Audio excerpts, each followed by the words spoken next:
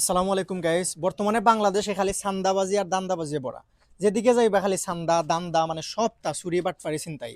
So এখন বর্তমানে বাংলাদেশে আমি প্রায় সময় দেখি যে আমরা বয়সী যে ফুলা ফাইনতে চুরি বাটপারি দান্দামি করে, ঠিক ও বয়সী ফুয়াইনতেই কিন্তু তারা টমটম চালায় বা অটো চালায় চালায় তারা জীবিকা নির্বাহ করে। তো আমরা এখানে একজন বাইরে দেখলাম যে কিন্তু তাইনোর বয়স, বাইরের বয়স কত? 18 বছর ভাই। ওর নাম কি তা? জাহেদ ভাই।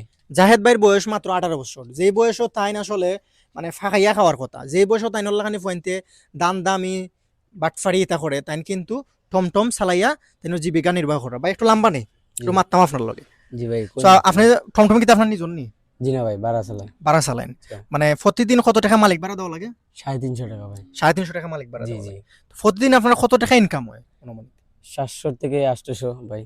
700 থেকে 800, মানে জি, মালিক জি। ভাড়া দিয়ে কত টাকা থাকে? 300 টাকা, 400 টাকা, 200 টাকা। 300 ঠিক নাই 400? ভাই, যেদিন যেতে হয়। তাহলে এই যে 300 400 মানে যে আপনি ইনকাম করা, মানে জি বাটফারি না করিয়া দান্দামি না করিয়া, জি আপনার জি কাছে কিরকম লাগে? ভাই, আমার কাছে বহুত ভালো লাগে ভাই। ভালো লাগে, শান্তি জি লাগে না? জি ভাই জি। মানে আমরার বয়সে কিন্তু অনেক পয়েন্টে দেখবা যে চুরি বাটফারি দান্দামিতা করে, ঠিক আছে, দালালি করে, এটা করে, এটা না করিয়া যে আপনি হালাল পথে ইনকাম করা, জি এটার জি লাগে আপনি সন্তুষ্ট আছেন না? জি ভাই, আমি বহুত ভালো আছি ভাই। মানে সংসার নিয়ে সুখে আছেন নি? জি ভাই জি। তাইলে বাইরের কাছ থেকে আমরা জানতে পারলাম যে একজন মানুষের যদি চুরি বাটফারি এবং দান্দামি না করিয়া অন্তত পক্ষে অটো চালায়, অটো চালাইয়া যদি প্রতিদিন কত টাকা ইনকাম করতে পারেন মালিক ভাড়া দিয়া? 300 টাকা রোজ 300 টাকা ইনকাম করা যায়। জি ভাই। তাইলে বাংলাদেশে এখানে এত চুরি বাটফারি দান্দামি হইতো।